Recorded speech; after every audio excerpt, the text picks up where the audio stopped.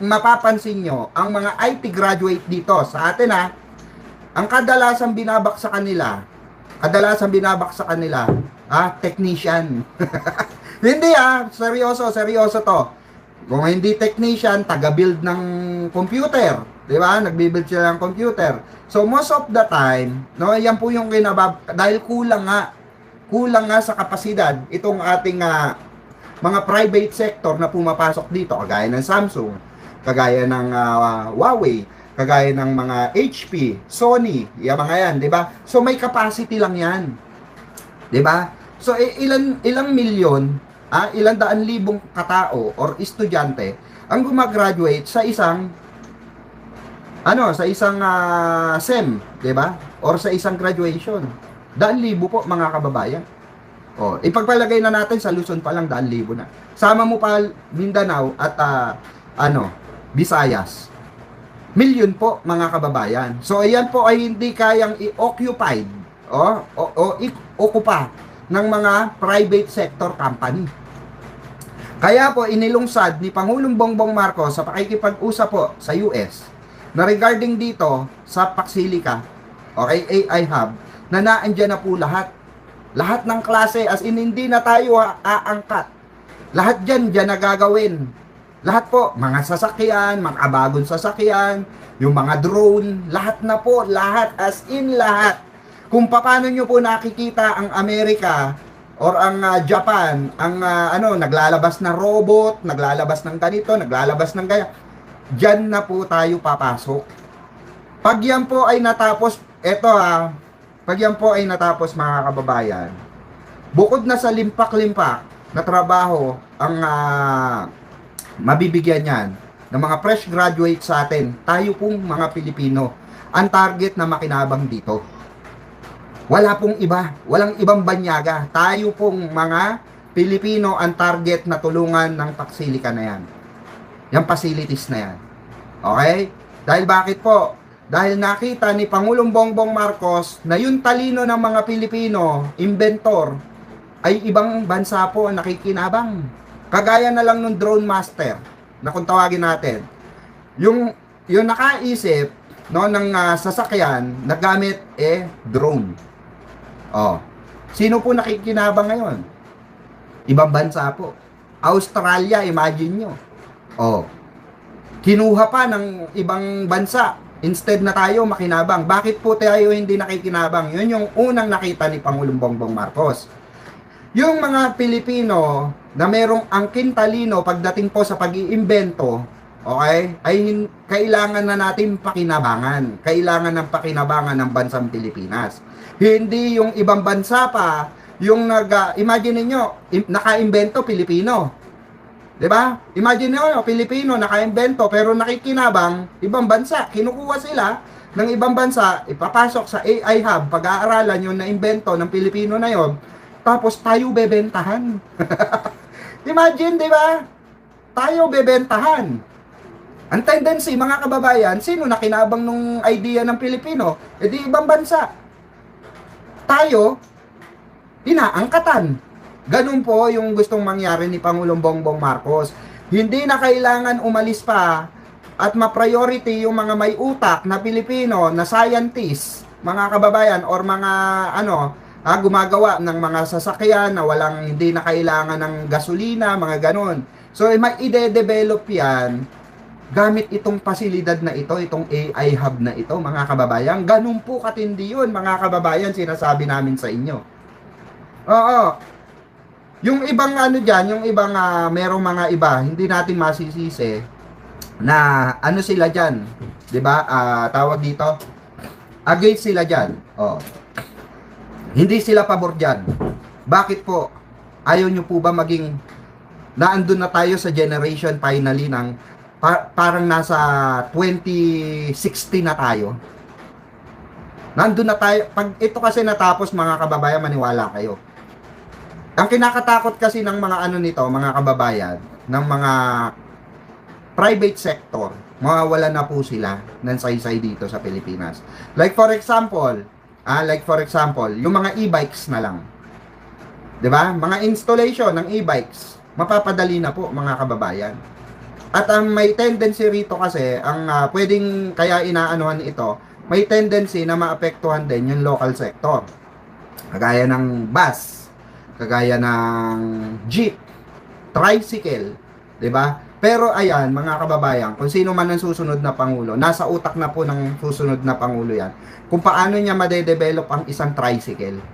Paano made-develop ang isang ang isang jeep gamit ang generation power. Dahil nga po nagkaka-crisis na tayo sa gasolina dahil sa samot-saring bombahan, 'di ba? Disgrasyahan ng mga nuclear, 'di ba? Na binibuild nila ng Amerika, bombahan dito, bombahan diyan. So, isa po 'yon sa nakakaapekto at isa nga po sa solusyon dito itong AI hub na ito na maraming matutulungan and at the same time, ayaw nyo bang umasenso Pilipinas? Gusto nyo ba para tayong nangangamuhan na lang palagi? Hindi ba pwedeng tayo naman yung maging mayordomo? 'Di ba? Tayo naman yung dinadayo ng mga ibang lahi para magtrabaho sila rito, 'di ba? O mag-angkat sila ng Kasi pagka imagine niyo yung mga walang AI hub, nakaratig bansa natin, kagaya ng mga ibang maliliit na bansa, hindi nyo gusto na sila ay direkta ng kukuha sa atin, mga kababayan, 'di ba? Ay napakaganda po noon, tayo ay nagsusupply na kagaya ng kagaya ng Samsung. Hindi na sila mag-aangkat sa main branch nila. Dito na mismo nanggagaling yung produkto. Ang tendency noon, magmumura yung mga aircon. 'Di ba? Magmumura mga aircon, magmumura mga electric fan, magmumura yung mga gamit pansasakyan. 'Di ba? Magmumura yung mga tools. Yung magmumura lahat, mga kababayan. Pagdating sa sa mga ganyang klase ng usapin, pagdating sa mga ginagamitan ng mga tawag dito, software. Kasi yung mga yan, may mga ini-install diyan kagaya ng aircon, split type, 'di ba? May ini-install diyan, mga program. So hindi na po para mag-angkat pa ng aircon sa ibang bansa, mag-angkat pa ng kotse sa ibang bansa. Dito na po lahat gagawin yan. Yan po yung advantage, 'di ba, ng Paxilica. Yan po yung advantage ng AI hub. At gagawin po yan diyan sa Zambales Clark ata, if I'm not mistaken. Correct me if I'm wrong. Wait lang. Check natin. Check po natin. Okay, Paxilica.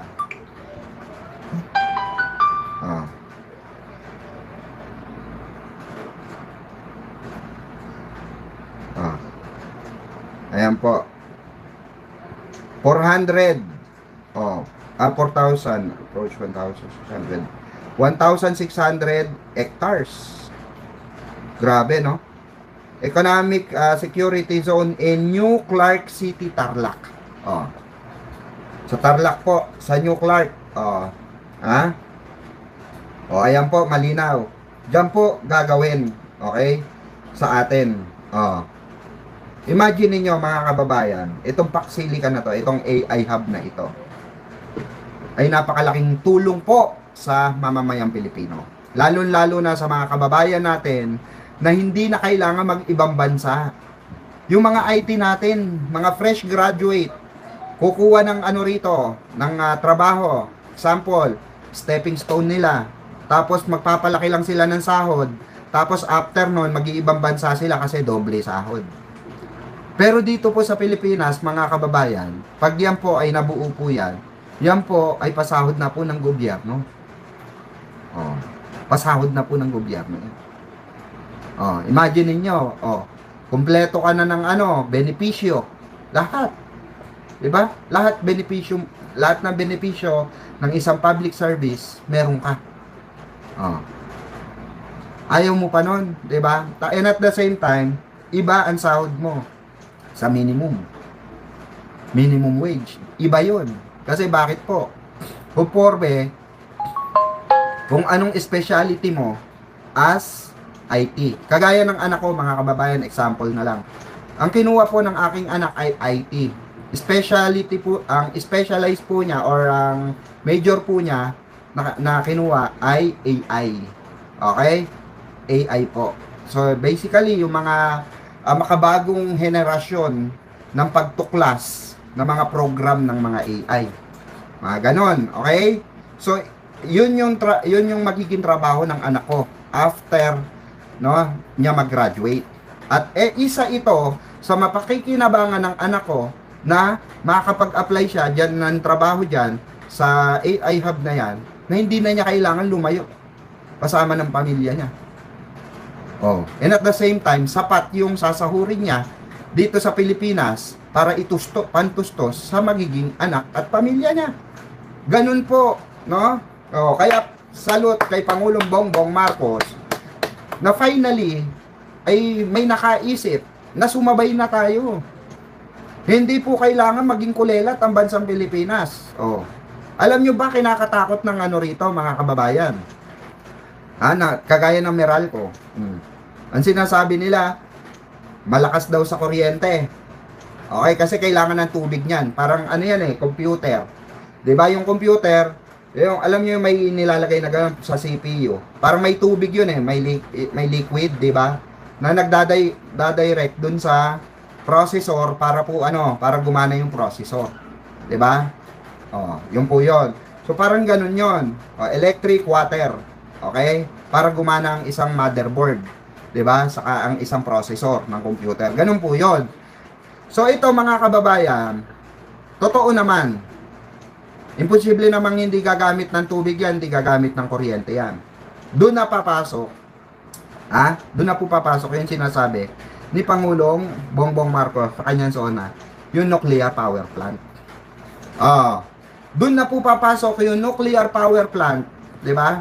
Na panibagong nuclear power plant. Doon na po papasok 'yan. Para po ma-occupied na nuclear power plant itong AI hub. And at the same time, kaya po naaalarma ang Meralco dyan, no? Dahil hihina na po, pagka nagkaroon ng nuclear power plant, hihina na po yung kita ng Meralco. Nakukuha nyo yung alam na Meralco yung utak ni Pangulong Bongbong Marcos Nagigets nila kaya medyo humaharang ng bahagya itong mga private sector na ito. Kasi sila ang punteriya nito, sila ang affected nito. Susolusyonan ni Pangulong Bongbong Marcos yung problema saan po? Yung pagsusupply, yung inaangkat na mga kagamitan, galing sa mga pyesa ng mga sasakyan, ng mga computer, ng mga aircon, ng mga electric fan, etc. Television, yan, lahat yan dito na po gagawin niya, mga kababayan. Dito na po gagawin yan sa atin. Natawag si Paring Yolo Mamaya na Paring Yolo nakalive pa ako. Dito na po yung gagawin, imagine that. Kaso nga, ang kinakabahan dito, itong mga private sector na tatamaan nito. Kaya po, mostly, ang nakaano po nito, ito po, totoo ito legit ito. Ang tatamaan po talaga dito ay private sector company, kagaya po ng Meralco. Pag nagbukas po ang bagong nuclear power plant natin para suportahan ang AI hub at hindi makakonsumo ng mas malaking kuryente. Nakita nyo yung direksyon? Di ba? Naandun na, mga kababayan. Naandun na sa lifetime. Lifetime ito lifetime. Lifetime solution sa kuryente. Kasi bakit po? Aside from kayang i-consume or kayang suportahan ng nuclear power plant, yung kailangang kuryente ng AI hub, kaya rin pong suportahan ng nuclear power plant yung ating kuryente sa buong bansa. Buong bansa, mga kababayan. Kasi bakit po? Napapaligiran po tayo ng tubig, mga kababayan. Ang Pilipinas po ay isang isla na napapalibutan ng tubig. Nakukuha nyo? So since napapalibutan tayo ng tubig, mas maraming makukonsume ang nuclear power plant natin na kuryente. Ganun po yun. Na hindi na natin kailangan dumaan pa, saan po? Sa kung kani-kaninong Poncio Pilato para makakuha lang tayo ng sapat na kuryente. At diyan po, hihina itong Meralco. At may tendency pang ibalik na lang yung Meralco sa gobyerno. Mapipilitan sila kasi hindi na sila kumikita eh. Kakapuranggot na lang kita nila eh. O anong gagawin pa nila eh? Di babalik na lang nila o bebenta na lang nila sa gobyerno ulit yung Meralco. Ganun. Ang makikinabang dito, hindi mayayaman, mga kababayan, maniwala kayo. Ang makikinabang dito, tayong mahihirap, tayong mga middle class. Di ba, nagre-reklamo kayo. Ang taas ng kuryente natin. Sagot pa natin yung mga nasa, laylayan. Di ba? Mga nasa 4-piece. Di ba, nagre-reklamo tayo. Dahil bakit kailangan pa namin sagutin system loss na yan, yung mga ganito, yun po. Pag yan natapos yan, within next year, or bago magtapos ang termino ni Pangulong Bongbong Marcos sa 2028, maniwala kayo. Maniwala kayo. Tayo makikinabang niyan sa bayan ng Pilipinong maralita. Maralita ang hindi yung mga patay gutom na elitista. Hindi yung mga patay gutom sa pera ng mga negosyanteng malalaki. Hindi yung mga Meralco na sila lang ang gustong kumita. Di ba, Tol Mac Pablo? Ayan ha, pakisubscribe po mga kabengador, mga kabirador. Ang utol natin na si Mac Pablo. Kaya nag-iisip na ang Meralco ngayon, mga kababayan. Ngayon pa lang nag-iisip na sila kung paano at ano ang gagawin nila para mapigilan yung AI hub na yan. Ngayon pa lang iniisip na nila paano mapipigilan yung nuclear power plant na plano ni Pangulong Bongbong Marcos. Kasi alam nila, naniniwala sila na hindi lang basta yung nuclear power plant na yan, pang-suporta doon sa AI hub. Alam nila yan.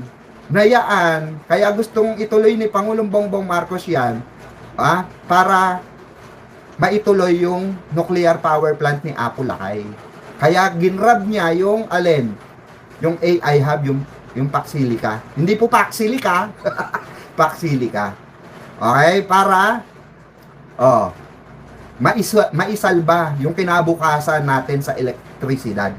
Dahil dyan tayo nag-uumiyak. Dahil nga, kinakailangan pa ng gasolina. Ang ano po mga kababayan, since tayo ay isang isla, napapalibutan tayo ng tubig, dyan na po kukuha ng enerhiya itong nuclear power plant na ito. Hindi po tayo katulad ng Amerika na naghihirap sa tubig.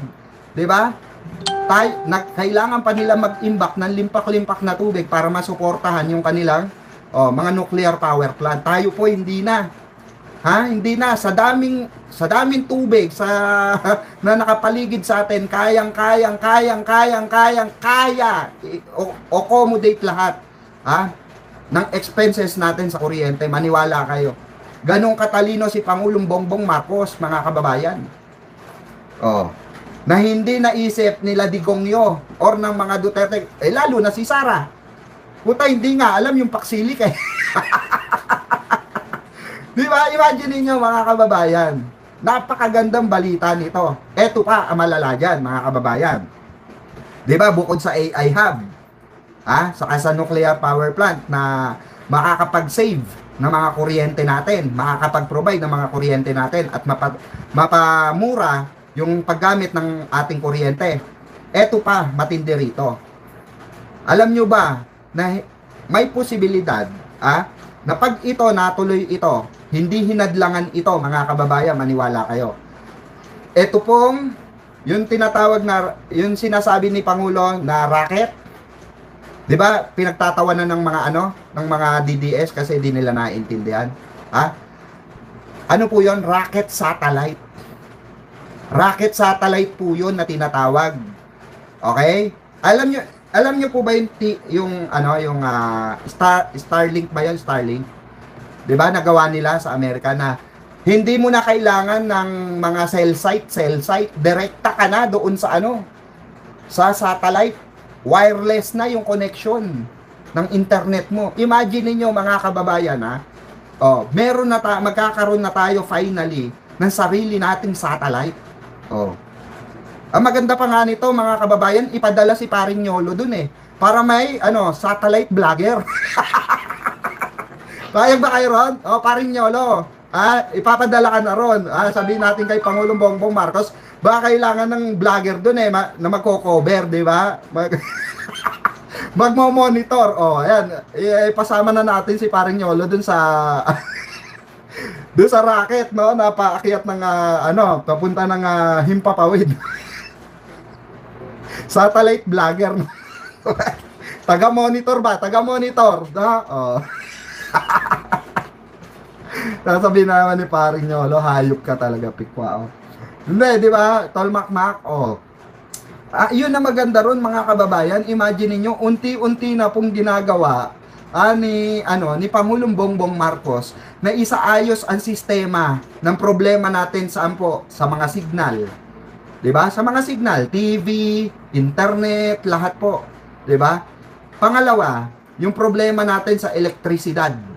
Pangatlo, no? Yung problema natin sa mga kagamitan ng mga ng mga kagamitan kagaya ng ginagamitan ng electricity. Oh. At yung mga components po na ginagamitan kagaya ng mga aircon, sasakyan, drone, camera, lahat po, cellphone. As in lahat na yan. Yan po ay hindi na natin aangkatin galing ibang bansa. Tayo po ang magiging provider. Nakukuha nyo? Yun po yun nilalatag. Yun po yung nilalatag ni Pangulong Bongbong Marcos. Na finally, tama si Digong, tumama din si Digong. Maghanap daw tayo ng panibagong Marcos. O, ay ito na. Dumating na yung sinasabi ni Digongyo na may Marcos na mag-aayos muli, may isang Marcos na mag-aayos ulit ng ating bansa. 'Di ba? O, imagine niyo bago matapos ang termino, magkakaroon tayo ng subway. O, bago magtermino, meron na tayong Paksilika. Oh. Imagine niyo, meron na tayong satellite. Sariling satellite, Philippine satellite, mga kababayan. Di ba kayo proud doon? Hindi kayo proud? Yung mga DDS hindi proud kasi hindi yung amo nilang karton or hindi yung tatay nilang karton ang nakaisip nun. Hindi ginamitan ng utak advantage ni Digongyo. Kasi nga bakit? Ang alam lang po niya para sa bansa, pambarangay. Di ba? Pambarangay tanod. Yung utak ni Digong, anong alam lang niya? Disciplinary action. Patayan.